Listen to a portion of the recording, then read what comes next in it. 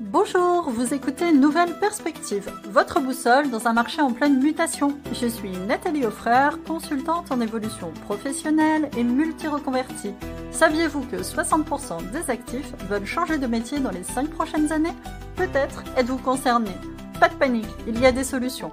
Chaque semaine, je vous aide à comprendre les tendances du web, à réussir votre reconversion et à surfer sur les transitions professionnelles. Nouvelle perspective, là où tout commence ou recommence pour vous. Salut Maxime Navarro, je suis absolument ravie de te recevoir dans mon émission radio Nouvelle Perspective. Émission qui est diffusée donc le lundi à 11h, le dimanche à 12h30 et dans laquelle je parle évolution professionnelle et actualité du web puisque les deux sont très liés. Salut Maxime! Bonjour Nathalie, merci pour l'invitation. Je t'en prie, je suis ravie de te recevoir aujourd'hui pour nous parler de ton parcours professionnel et de ta reconversion. Parcours professionnel qui n'a pas été linéaire, qui n'a pas non plus été sans embûches. Est-ce que tu peux nous dire ce que tu fais aujourd'hui comme métier? Alors aujourd'hui, j'ai créé ma boîte il y a 2 ans et je suis courtier en prêt et en assurance. Donc avec, une offre complète, mais on y viendra peut-être Oui, après, mais voilà, alors globalement, je suis courtier en prêt et courtier en assurance. particulier, professionnel. Et ta boîte, elle s'appelle comment? Elle s'appelle Négocie au max. Négocie au max, max comme Maxime, bien vu. Alors Exactement. tu faisais quoi avant? Donc avant, j'ai travaillé pendant 5 ans dans la banque, donc de 2018 à 2023, 5 ans. Donc où je travaillais à la banque Tarno qui a fusionné avec Société Générale. Et pourquoi tu as arrêté d'être banquier? Parce que je travaillais dans une banque locale, donc Banque Targo, Ouais, pendant 5 ans, puisque je suis parti au moment de la fusion. Et en fait, c'était plutôt une banque quand même qui était tournée vers le client, même si à la fin, c'était un peu plus compliqué. Mais c'était quand même une banque tournée vers le client, qui correspondait totalement à mes valeurs. Parce que quand est arrivée la fusion, on le savait depuis déjà un certain temps, depuis le Covid, donc 2020. On savait qu'elle allait être effective en 2023. ouais. Et sauf que donc moi, en fait, j'ai fait plusieurs villes. Donc j'ai commencé à Angoulême en 2018. Puis j'ai eu La Rochefoucauld en 2019 et ensuite je suis parti à Périgueux en fin 2021. Et sauf que quand je suis arrivé à la Banque Tarno de Périgueux, c'était un directeur de groupe qui était rattaché Société Générale. Et donc les valeurs de la Société Générale étaient déjà bien présentes. Donc je passais d'une banque locale à une banque internationale. Et les valeurs n'étaient plus du tout les mêmes et ça correspondait plus du tout à moi. Donc perte de sens du métier. En fait, 2 mois après être arrivé à Périgueux, je réfléchissais déjà à ce que je pouvais faire. Alors, ce n'était pas du tout le but puisque j'arrivais sur un poste de conseiller pro, c'est dont je souhaitais puisque j'avais fait mes études sur ce marché-là. OK. Donc 2 mois après, tu arrives dans un nouveau poste et tu te rends compte que c'est pas du tout aligné, c'est pas du tout raccord avec tes valeurs. Toi, tu es plus orienté service client et là, il y avait quoi? Il y avait des gros objectifs de rentabilité, c'est ça? Les chiffres, les Alors, dérives qu'on peut connaître, en gros? ouais, exactement, c'est ça en fait. Moi, j'arrivais en plus, sur le poste de pro, c'est là où on a le plus de valeur à ajouter par rapport au particulier où c'est quelque chose d'assez classique. Le pro, chaque besoin est différent en fonction du projet professionnel de la personne qu'on a en face. Mmh mh. Donc moi, je suis vraiment quelqu'un dans la recherche de relations personnalisées avec mes clients. Et sauf qu'effectivement, au début, on a quand même une période d'adaptation où il faut qu'on rencontre nos clients, donc ça va. On ne met pas trop la pression. Mais après, effectivement, il faut proposer des produits dont les clients n'ont pas forcément besoin. C'est la semaine du blanc une fois, puis ensuite c'est la semaine du noir. Donc ça me correspondait pas et on n'était pas du tout dans une relation personnalisée avec nos clients. Donc beaucoup plus de standardisation, une orientation beaucoup plus rentabilité finalement que service client. Tu as décidé de partir et est-ce que tu as immédiatement décidé de créer ta boîte? Ouais, Comment ça s'est passé? c'est la première chose. En fait, j'avais déjà cette envie depuis un certain temps, mais après je réfléchissais sur, en fait, le problème, c'est quand on a fait des études qui sont assez spécialisées dans un domaine, Mmh mh. qu'on a travaillé dans le domaine dont on a fait les études, c'est compliqué de se dire de sortir et de se dire: «Qu'est-ce que je peux faire d'autre que C'est travailler ça. dans la banque ou dans les assurances?» Je savais très bien que si je quittais la banque, Mmh mh. que j'aille dans une autre banque, ça aurait été la même chose. Donc déjà, cette option, il était supprimé de ma tête. Aller dans les assurances, il y avait de fortes chances que ce soit la même, finalité. Donc la seule chose que je pouvais faire, c'était de créer, en fait, quelque chose qui me correspond tout à fait. Mmh. Et au moins, où je pourrais exercer, une relation personnalisée avec mes clients, proposer des produits qui correspondent à leurs besoins et pas les attaquer de tous les côtés avec des produits dont ils n'ont pas besoin. Mmh. Donc j'ai réfléchi à ce que je pouvais faire. Je souhaitais quand même rester dans mon secteur de connaissances, c'est-à-dire les prêts et les assurances. Donc ça, courtier en prêt et courtier en assurance. L'idée m'est tout de suite venue. Donc là, aujourd'hui, je suis courtier en prêt et en assurance, mais à la base, j'avais créé quelque chose de beaucoup plus complet, dont le but était la problématique principale des Français, c'est le pouvoir d'achat. Et donc, je voulais répondre de manière plus large à la réduction du pouvoir d'achat des Français. Et donc, en fait, à la base, j'avais créé une société de courtage en prêt, en assurance, en travaux et en automobile. Et à côté de ça, en plus, je faisais de l'accompagnement auprès des pros sur leur administratif. Voilà, j'ai commencé à réfléchir au projet, on était février 2022. Ok, Et j'ai février acté les choses 2022. que fin janvier 2023. Donc, il y a eu quand même un an de construction de l'offre. Un an. La construction de l'offre, c'est pas du tout quelque chose d'évident. Moi, j'ai pas mal bossé avec des indépendants, des formateurs, des gens qui essayaient justement de créer une offre et en fait, c'est pas du tout facile de trouver des poches de rentabilité, de comprendre le marché, de bien l'analyser. On a toujours cette espèce de discours qu'on lit et qu'on voit partout, «Suis ton cœur, fais ce qui te fait envie et ça finira par marcher». Dans les faits, en face, si Ouais. justement il y a pas de marché, bah, tu tu vas juste te cracher comme l'essentiel des entrepreneurs, il va rien se passer. Donc faut aussi trouver, un marché en croissance. Donc tu en as parlé, baisse du niveau de vie des gens. Déjà, est-ce qu'il y a eu un premier déclic chez toi? Ouais, alors le premier déclic, donc c'est le ras-le-bol de la banque. Et le deuxième déclic, j'ai vu un soir ou en journée, bref, peu importe, une émission, une personne qui faisait justement du courtage automobile. En fait, lui, son but, c'était d'optimiser au mieux le tarif de l'achat de la voiture ou de la vente de la voiture des personnes. Donc je me suis dit, en fait, c'était applicable à l'automobile, c'était applicable dans d'autres choses. Donc la création de Négocie au Max, donc il y avait plusieurs secteurs, donc le prêt, l'assurance, automobile et les travaux. C'est ça qui m'a donné cette idée globale de pouvoir répondre à la baisse du pouvoir d'achat des Français. Donc en fait, c'est une émission à la base. C'est une émission. Comme quoi, hein, tu vois, les médias ont une influence, significative Tout à fait. sur nos choix individuels Et après, et plus globalement, s'il y avait une autre émission à citer, c'était Qui veut être mon associé que je suis depuis des années. ah ouais, super, ouais, Alec Henry et Ouais, compagnie, ouais, ouais, c'est j'adore. ça. Donc on a parlé du déclic, c'est rigolo parce que c'est le nom du podcast d'Alec Henry. Et ça a été quoi ton plus gros challenge pendant cette reconversion? Qu'est-ce qui a été le plus difficile à surmonter? Vu que je souhaitais démissionner et Ouais, pas négocier de rupture conventionnelle, parce qu'en fait, c'était compliqué. Je venais d'être muté, donc je me dis: «C'est compliqué quand même de». Donc je souhaite démissionner et je découvre en recherchant sur internet qu'on peut monter un dossier démission reconversion. ah, tu as fait ça? Moi aussi, j'ai Ouais, fait ça. J'ai fait ouais, un ouais. dispositif démissionnaire, c'est rare. Enfin, je pense qu'il y en a de plus en plus avec l'augmentation des refus de rupture conventionnelle, mais c'est encore assez rare. Moi aussi, je suis passée par un dispositif, démissionnaire à l'époque. Je te rends la parole, pardon. Donc il y a eu ça. Donc il a fallu traiter avec un conseiller en évolution professionnelle. Pour ceux qui ne savent pas, pour les dispositifs, Transition Pro, il faut passer par un CEP, conseil en évolution professionnelle. C'est un service de l'État, il y a un numéro gratuit, vous pouvez appeler, vous trouverez facilement en tapant sur Google CEP et sur le site du gouvernement, vous aurez le numéro qui va bien. Donc, conseil en évolution professionnelle. Donc c'est cette personne qui t'accompagne pour la création du dossier de manière à ce qu'elle soit acceptée en commission. Donc il y a eu ça et après il y a eu surtout une fois que ça s'est validé, c'est-à-dire qu'on peut démissionner sereinement. Mmh. Mais quand même annoncer à son employeur qu'on veut démissionner, Ouais. c'est pas une chose simple, surtout que, en fait, la banque m'avait donné ce que je souhaitais quelques mois auparavant. Donc il y a une forme de culpabilité, c'est ça? Ouais, Vis-à-vis exactement. d'eux? Mmh, Ouais, c'est ça. je Un comprends. peu de culpabilité, heu, Ouais. sachant que c'était une mobilité professionnelle, donc ça s'accompagne aussi d'une partie financière. Je voulais pas qu'ils aient un sentiment de trahison ou quoi que ce soit, donc c'est cette partie-là aussi qui a été compliquée. D'ailleurs l'entretien était, assez, assez costaud. Je dirais que c'est les 2 principales, choses les plus compliquées après, s'inscrire à France Travail pour pouvoir bénéficier de l'aide au retour à l'emploi C'est ce que tu définirais comme ton plus gros challenge dans ta reconversion? et avec le fait de passer, de sauter le pas quoi, de passer du statut de salarié à entrepreneur quoi, donc ça c'est les 2 OK. choses. Est-ce que tu peux témoigner justement de ce que ça implique de passer de salarié à entrepreneur? Moi, je le sais, mais c'est intéressant d'avoir ton point de vue également. Que ça implique? Ouais, Ça implique, beaucoup de doutes, on n'est pas sûr de ce qu'on va faire. Enfin, on est sûr de ce qu'on va faire, mais on ne sait pas si ça va marcher. Donc il y a ce doute, mais qui est un peu compensé, si on parle surtout du revenu. On sait ce qu'on perd, on ne sait pas ce qu'on va gagner après. ouais. Donc ça, c'est compensé quand même les 2 premières années. Alors à l'époque, moi, j'ai bénéficié des 2 premières années d'aide au retour à l'emploi, donc déjà, c'est pas mal parce qu'on a pas cette question de revenus à se poser pendant 2 ans. À l'époque, c'était 2 ans. Aujourd'hui, c'est Ouais, plus 2 ans. ouais, c'est 18 mois, ouais, maintenant. Ouais et ça va ou ça a été raccourci à 15 même. Ah ouais? C'est le projet en tout cas. Je sais pas si ça a été mis en œuvre ou pas encore, mais c'était dans les tuyaux. Mais bon, moi, j'ai Ouais. pu bénéficier de 2 ans, Ouais, on fait donc partie des chanceux qui avons encore bénéficié de 2 ans c'est ça. d'ARE. Mmh, C'est ça. tout à fait. Donc c'est le saut dans le vide, en fait, hein, donc on ne sait pas si notre projet va fonctionner, on ne sait pas ce qu'on va gagner après et même quand, 2 ans plus tard, Mmh il y mh. a toujours le stress de pouvoir, Pouvoir gagner ta vie correctement, c'est ça? c'est ça. Là, c'est plus la stabilité d'un CDI même, Ouais. Même dans la tête, en fait, c'est le mental aussi.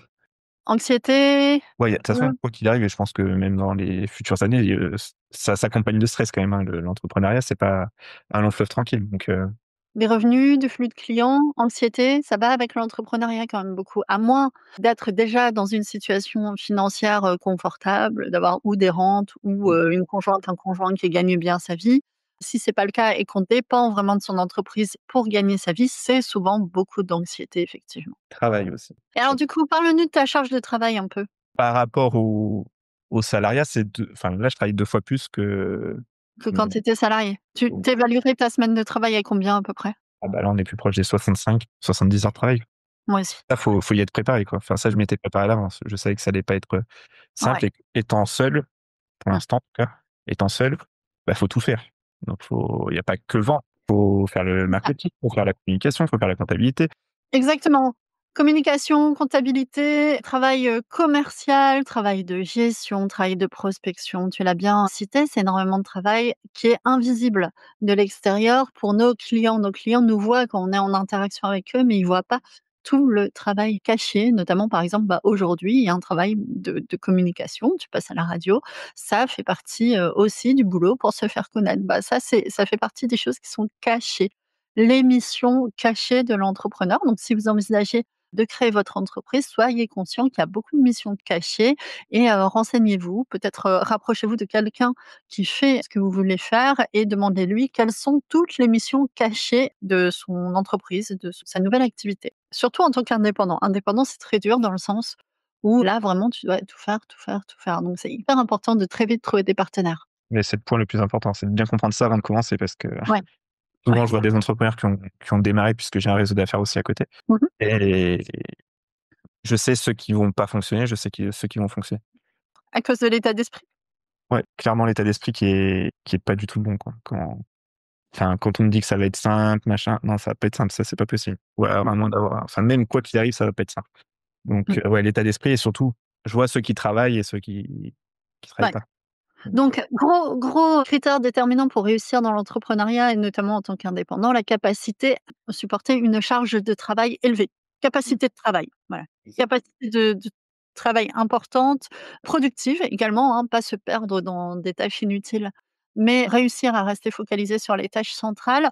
J'entendais il y a pas longtemps, c'était un podcast entre le docteur Romain Bouvet, qui est docteur en psychologie, spécialisé en neuromarketing et justement, Alec Henry. Ils ont discuté de ce sujet. Quel est, le meilleur critère prédictif pour savoir si un entrepreneur va réussir ou pas? En fait, ce qui était sorti, c'était, tu sais, dans le modèle des Big Five, je sais pas si ça te parle, mais c'est la conscienciosité, ça s'appelle comme ça.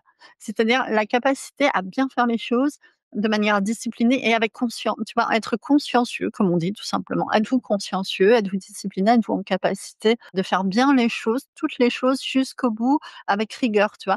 Typiquement, tu parlais d'Alec Henry, bah, lui, il a une conformation d'esprit. Il suffit de lire, ses contenus. Tu vois ce genre de profil très efficace, tout est toujours bien fait jusqu'au bout et il se disperse pas en faisant tout et n'importe quoi. Et ben, ça, typiquement, c'est le genre de profil qui a un max de chances de réussir dans l'entrepreneuriat. ouais, Êtes-vous complètement. consciencieux ou pas? Si vous n'êtes pas consciencieux, si vous êtes un peu dispersé, si vous avez tendance à vous perdre dans des tâches, périphériques, si vous avez besoin d'être cadré, a priori l'entrepreneuriat, ça va être compliqué pour vous. Après, je veux pas forcément être très négative, dans le sens où, il suffit d'avoir d'autres sources de revenus et forcément, tu peux être entrepreneur sans que ce soit ta principale source de revenus, auquel cas, là, évidemment, tu as moins de pression pour ta Exactement. réussite. Et donc tu m'as dit, tu fais partie d'un club d'affaires. Tu nous en parles vite fait? Ouais, bah, c'est avec Pascal Perchon, donc qui a la marque Accessible, enfin qui a créé la marque Accessible, réseau d'affaires, donc pour les TPE, PME en local, dont le principe est assez simple, hein, c'est grandir ensemble. Donc la grosse partie des réunions, c'est sur le partage de connaissances, le partage de valeurs, le partage d'expériences. Donc en fait, ça permet de effectivement grandir ensemble, puisqu'il y a une exclusivité de la profession. Donc sur les tours de table qu'on fait, c'est pas des présentations en pitch elevator, Mmh. c'est 2-3 questions qui sont reçues la semaine précédente de la réunion, ce qui permet aux entrepreneurs de travailler la question. Et en fait, quand on fait le tour de table, c'est assez puissant, puisque du coup, il y a plein d'informations qui ressortent pour répondre à cette problématique. Et du coup, ça permet d'enrichir chacun, sachant qu'on renforce jamais un concurrent. Il y a une exclusivité. Donc il peut pas y avoir 2 professions identiques dans ton club d'affaires. C'est intéressant, tu as remis du collectif et de l'entraide. En quittant le monde de l'entreprise, on pense qu'on va se retrouver seul et isolé et finalement pour réussir, il faut quand même remettre une certaine dose de collectif et de partenariat.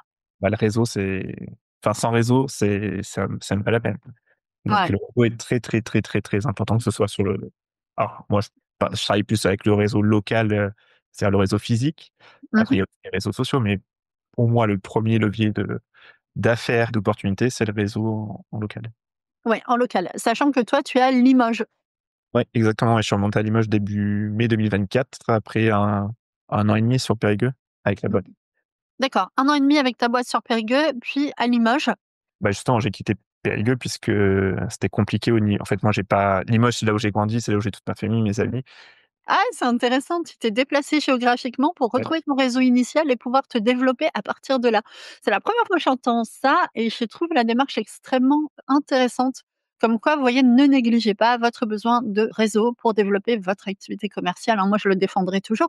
D'ailleurs, j'ai un programme qui s'appelle, LinkedIn Pro, développe ton réseau, crée et développe ton réseau et en fait, j'apprends ça, en fait, sur ton réseau réel, sur ta base de réseau réel, développer ensuite, ton réseau professionnel. Effectivement, pour trouver des partenariats, pour trou en B2B, donc business to business, pour trouver des clients, en B2C, business to consumer. Bref, le réseau, c'est important, surtout quand on est entrepreneur, surtout quand on est indépendant. La réputation, c'est important également pour réussir, surtout aujourd'hui où quand même le marché est tendu. Imaginons, quel genre de personnes ont besoin de tes services? C'est quoi ton client type aujourd'hui? Mon client type, alors sur l'assurance, ça peut être tout le monde puisque Mmh. donc moi, je suis courtier, je travaille bah, aujourd'hui, j'ai une trentaine de partenaires sur l'assurance. Donc en fait, D'accord, quand tu viens me voir, c'est comme si tu voyais 30 assureurs en même temps. OK. Donc ça permet déjà de gagner du temps Ouais, et après je peux répondre précisément aux besoins de mes clients puisque, bah, il y a des demandes qui sont des fois atypiques ou sur le pro, c'est, bah, vraiment personnalisé encore plus. Donc je peux vraiment répondre à la demande précise du client. OK. Donc sur l'assurance, c'est un peu tout le monde, hein, et ça permet aussi d'économiser, bah, le plus possible puisqu'on a un panel de contrats qui est assez important. Donc pour l'assurance, c'est vraiment tout le monde qui peut être, OK. Alors intéressé. on va lister un peu pour que ce soit concret quand même pour les gens. Assurance de sa maison, assurance de sa voiture, mutuelle, assurance professionnelle, c'est ça? Responsabilité civile? Sur quoi tu interviens en fait concrètement? Moi, je suis un peu le médecin généraliste de l'assurance, donc j'ai du particulier et du professionnel. Sur le particulier, bah, il va y avoir tout ce qui est effectivement assurance auto, habitation, moto, bateau, enfin tout ce qui peut s'assurer, ainsi que la prévoyance du particulier, notamment accident de la vie, garantie décès, capital obsèques. Et sur le pro, c'est tout ce qui va être sur le particulier aussi tout ce qui est mutuelle, hein, santé.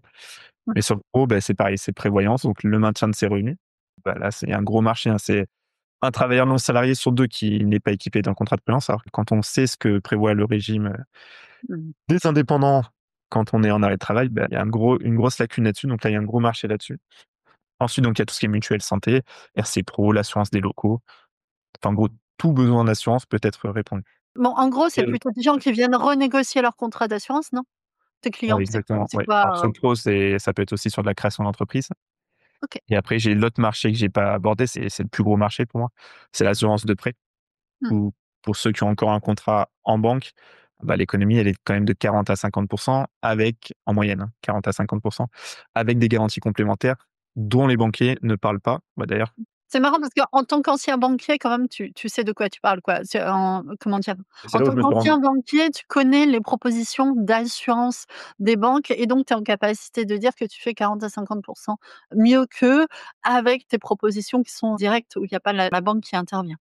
exactement, et surtout, c'est quand je me suis mis courtier en assurance que je me suis aperçu, en fait, des lacunes qu'on avait en banque. C'est-à-dire qu'un Ah oui, contrat d'assurance tu emprunteur savais pas? Tu savais pas que les contrats un étaient contrat d'assurance emprunteur, je connaissais pas la globalité des garanties qu'on peut proposer puisque de toute façon, on n'en parle pas. mmh, Si vous avez fait un crédit en banque, on vous a parlé du taux d'intérêt, du machin, de l'assurance, mais on vous a pas détaillé les garanties de l'assurance ou alors très rapidement, mais on ouais. rentre pas dans le détail. Alors que au niveau En général, patrimonial, c'est dans les supports écrits. C'est dans les supports écrits les garanties, mais c'est vrai que exact, c'est c'est-à-dire que pas si je te parle forcément d'IPT, détaillé. d'IPP, d'IPP, bah, c'est Mmh. là que tu vas comprendre ce que c'est. J'ai compris la puissance au niveau patrimonial, ce que c'était quand même l'assurance emprunteur. Donc un mauvais contrat d'assurance emprunteur, ça peut avoir des conséquences, énormes. Donc c'est les 3 marchés en gros, particulier, pro et l'assurance emprunteur qui peut être sur le marché du particulier Mmh. et le marché du professionnel. Moi, je suis passée, par tes services pour renégocier mon assurance habitation, je crois, de mémoire. Parce que Et autant les taux d'intérêt des maisons, bah, ils ont augmenté, autant au niveau de l'assurance, il est possible encore de gagner pas mal et je t'ai trouvé par le truchement de réseaux, bien sûr. Donc voilà, pour tous les indépendants et cetera, le réseau, c'est important quand même, hein. Ne négligez pas, ça. Bah, connaissance commune, réseau local, effectivement, parce que je suis passée par, je t'ai connue par, Pascal Pascal, ouais, ouais, Parcheron et Accessible, ouais. ouais, tout à fait. Et bah, ça s'est très bien passé. Moi, j'ai eu une bonne expérience. C'est aussi pour ça que je me suis dit: «Tiens, ça pourrait être intéressant de faire intervenir, Maxime». Si les gens qui écoutent cette émission veulent faire appel à tes services, comment toi tu vas savoir qu'ils viennent de l'émission radio? Déjà, si vous contactez Maxime, dites-lui que vous venez de ma part, de la part de Nathalie, l'émission comment Nouvelles perspectives sur RLP et puis, comment on pourrait identifier? Est-ce que tu as prévu quelque chose pour les gens aujourd'hui? Ouais, j'ai prévu un petit code promo pour les auditeurs. Code promo. Donc, Code promo les amis, notez. attention, bon, j'ai pas fait compliqué, hein, j'ai fait le nom de la radio, RLP OK, 10. Donc RLP 10. OK. 10 pour avoir moins 10% sur les honoraires de courtage en prêt. Donc ça, on l'a pas développé, mais je fais du prêt immobilier, prêt professionnel, regroupement de crédit. Donc moins 10% sur les honoraires de courtage en prêt et aussi sur le courtage en assurance de prêt. Puisque le reste, en fait, sur le courtage assurance, je prends pas de frais de dossier.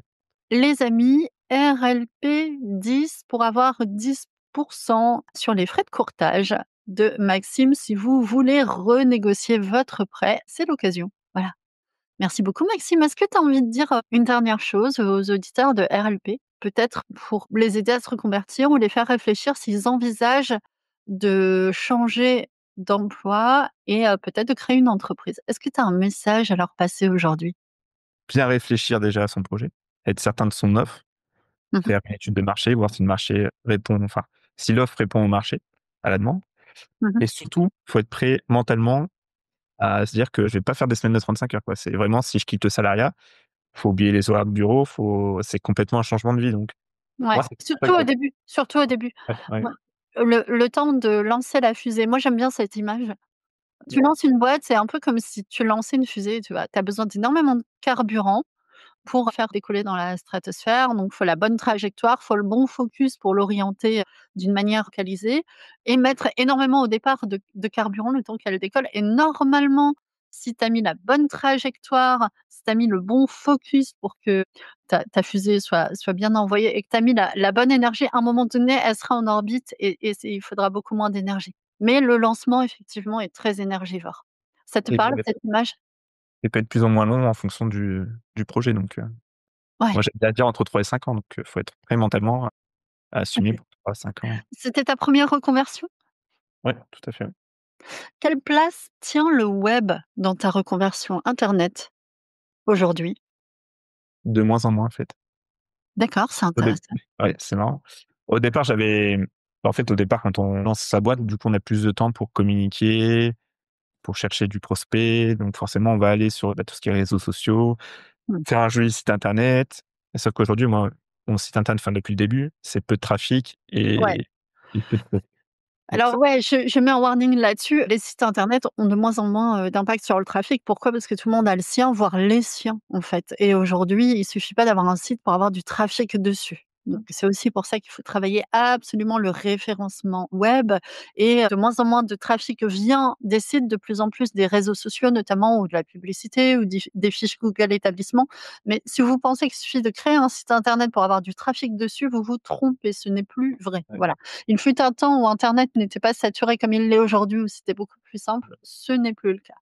Donc site internet, mais je suis quand même en train de retravailler dessus aujourd'hui pour, Mmh, améliorer le référencement puisque moi, en tant que courtier, que ce soit en prêt ou en assurance, bah, l'offre est quand même assez mmh. large, donc je peux me retrouver vite au fin fond d'internet, quoi, donc Bah, voilà. écoute, si ça peut t'intéresser, moi, je suis en pleine formation SEO, référencement web, naturel, donc bref, on OK, pourra en reparler à part. Mmh, OK. Donc la part du web, si beaucoup de réseaux sociaux au début. mmh, OK. Aujourd'hui, bah, j'ai beaucoup moins le temps, donc là, faudrait que je réussisse à déléguer à un moment donné, mais c'est pas la Mmh. priorité du moment. Ce qui est plutôt bon signe si tu as moins le temps, c'est que tu as plus de clients, donc Exactement, ouais. c'est pas mal aussi, tu vois? C'est qu'à un moment donné, ça a porté ses fruits. Mais en tout cas, la plupart des affaires restent sur le réseau local, le bouche à oreille. Ouais. Ouais, internet de moins en moins de place, alors que pourtant on dit qu'il faut être, sur les réseaux sociaux, Alors si, il y a la fiche Google quand même, la fiche Google Business, qui Mmh. est importante pour que les clients laissent des avis. En principe, systématiquement, mes clients laissent un avis pour l'image, notoriété. Ouais. Surtout que Google, My Business, les avis et ben, maintenant sur la carte en fait, tu sais, Google Maps, Mmh. tu vois les établissements, tu peux présélectionner les éta et tu vois les avis en fait associés. Donc tu vois, tu as une connexion en fait entre les avis et Google Maps en plus, donc tout ça est très interconnecté, c'est important, ouais, les avis clients. Tout à fait. Mais sinon, oui, voilà, sur internet, on peut monétiser. D'accord, donc toi, tu as, de plus en plus une stratégie de développement local, ce qui est, tout à fait compréhensible. Les gens ont besoin de, bah, de nous connaître, de nous rencontrer, d'avoir un peu des avis. La réputation en local, c'est quand même toujours très important. Ça reste, extrêmement puissant. Internet ne s'est pas substitué à tout. Ah bon. Après moi, je reste convaincue que Internet est quand même très, très important et c'est quand même un canal d'acquisition de clients qui est dans les chiffres, hein, en forte croissance, notamment sur la partie réseaux sociaux. Simplement, bah, c'est également en train de devenir très concurrentiel, donc il faut faire attention que ce ne soit pas les «grosses baleines» entre guillemets des secteurs qui mangent tout le marché, quoi. Parce que c'est le Ah oui. risque avec internet, du coup. Mmh mh, mmh. C'est qu'il y ait des, positions monopolistiques qui soient prises avec les petits qui n'ont plus aucune chance, en face. C'est pour ça qu'il faut bien se positionner assez tôt. Bah oui, c'est déjà un peu le cas avec le référencement, Ouais. donc Après, après faire du référencement en local, mais sur internet, c'est souvent une très bonne stratégie. toujours le local, le local, Voilà, local, mais local à internet. Mais les locaux, s'ils te cherchent sur internet, ils te trouvent du coup. mmh mh, mmh. Maxime Navarro, Limoges. Bah, merci, c'était passionnant. C'est bon pour toi? Merci à toi. Merci à toi, c'était Maxime Navarro, RLP10 pour avoir 10% sur les frais de courtage, le Maxime. Profitez-en, on peut faire d'énormes économies et être mieux assuré grâce à ces services. Ce serait dommage de ne pas en profiter. Maxime Navarro qui est sur Limoges. Vous pouvez facilement, vous l'aurez compris, le retrouver sur Internet, sur LinkedIn aussi. Il suffit de taper Maxime Navarro.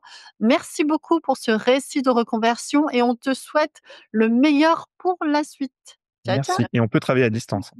Et on peut travailler à distance, c'est vrai. Nous, on a fait à distance puisque, bah, moi, je suis à Périgueux, toi, tu es à Limoges, donc Voilà, tout voilà. à fait. On a fait ça comme ça et c'était très bien. Ça s'est très bien passé. Merci Maxime. Merci à toi. Ciao, ciao.